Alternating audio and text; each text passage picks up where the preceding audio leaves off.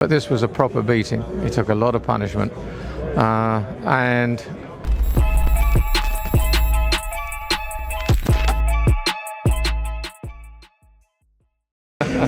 Pro boxing fans, we're here in London with Jeff Powell, MBE of the Daily Mail. How are you, sir? How's things? very well, thank you.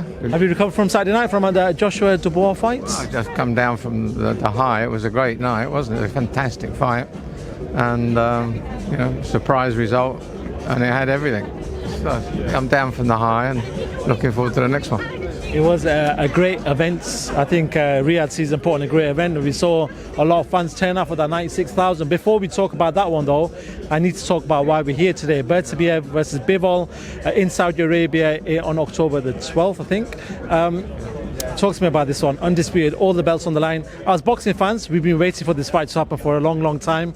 It looks like, providing there's no more injuries, it's finally here. Yeah. Talk to me about this fight, Jeff. How do you see this fight playing out? Two different styles here. Yes, it's a good clash of styles, because that should make for a good fight. We're hoping that this is like a throwback to the golden age of Leonard, Hagler, Hearns, Duran.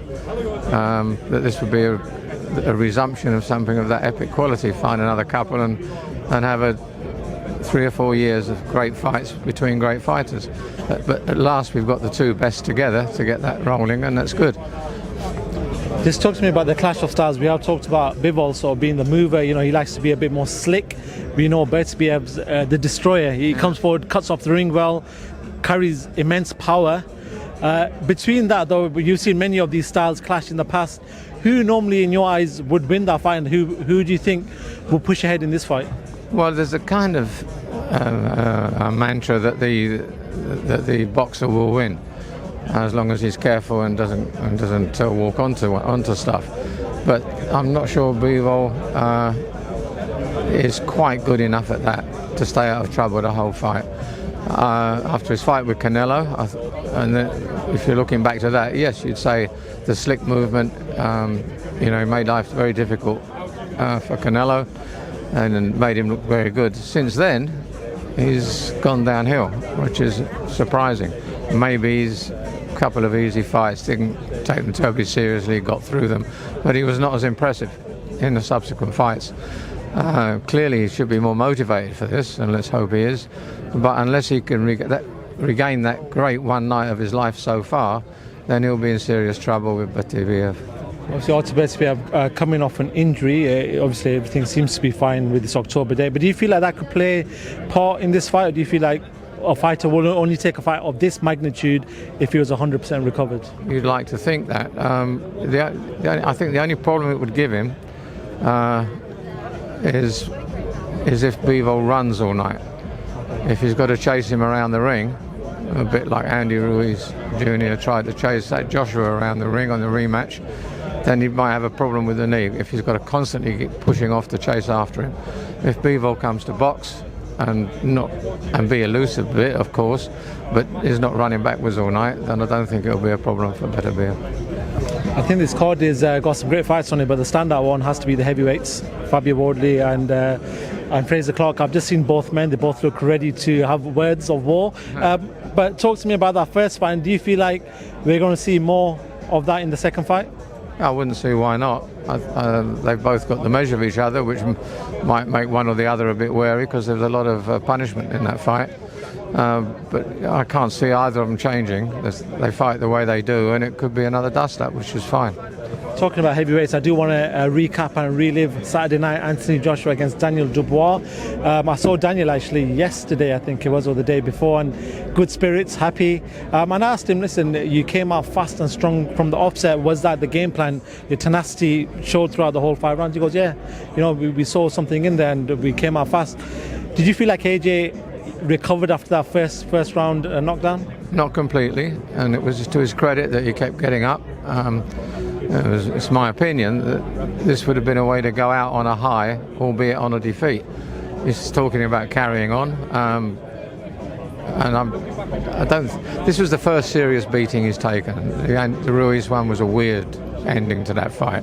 He kind of capitulated in the corner, but this was a proper beating. He took a lot of punishment, and he was cheered and applauded out of the ring because of his courage in getting up 3 times. The crowd was still loving him.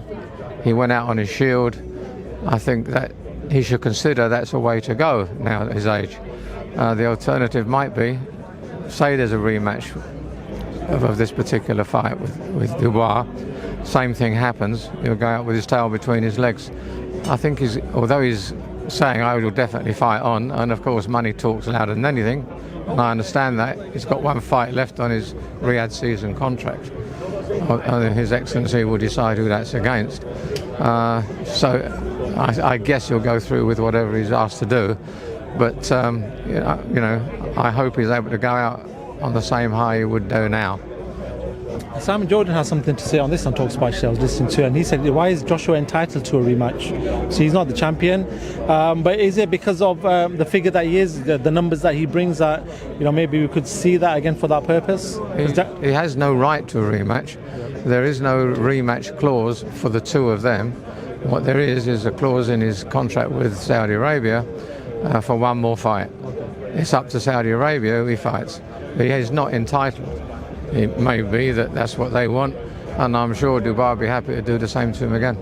I listened to Carl Froch, actually, a former fighter who's been there, done that, fought some great fights in the past, and he feels like Anthony Joshua's punch resistance is gone now. And he did say that it was like a white collar fight, for a little bit, and obviously when he got hit with his chin in there. But do you feel like that is the case? That you feel like AJ's punch resistance might have diminished?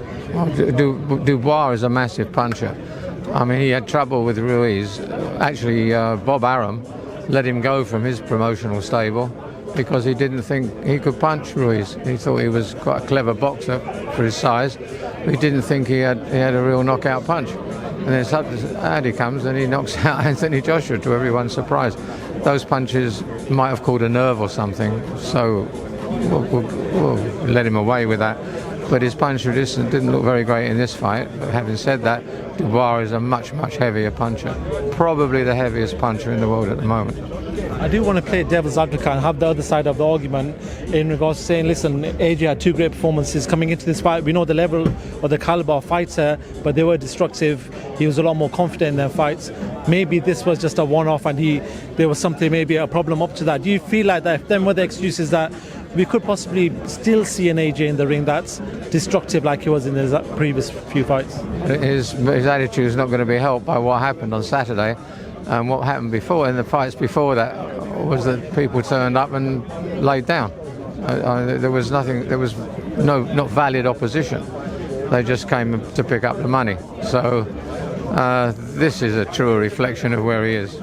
Final one, we know obviously with AJ, he's going to figure out his options. For Daniel Dubois, though, the world's his oyster right now. I'm sure he wants to collect the other belts and probably going to keep both eyes on the rematch of Usyk and Fury in December. But for you, what do you see happening with Dubois next?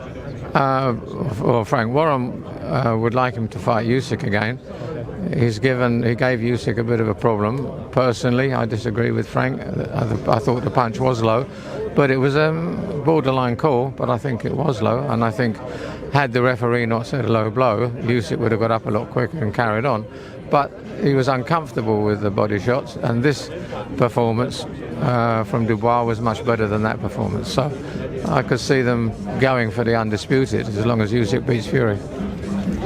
If that fight was to happen, hypothetically, my last one, how would that play out? Because Usyk, we know, is a mastermind in the ring. He does sort of make you work when he's not doing much. He keeps your mind working at all times. Yes.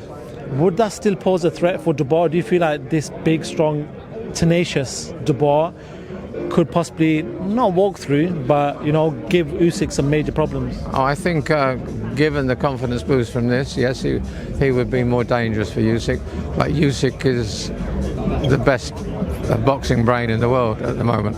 He's a very, very intelligent man in everything. He's got a great sense of humour.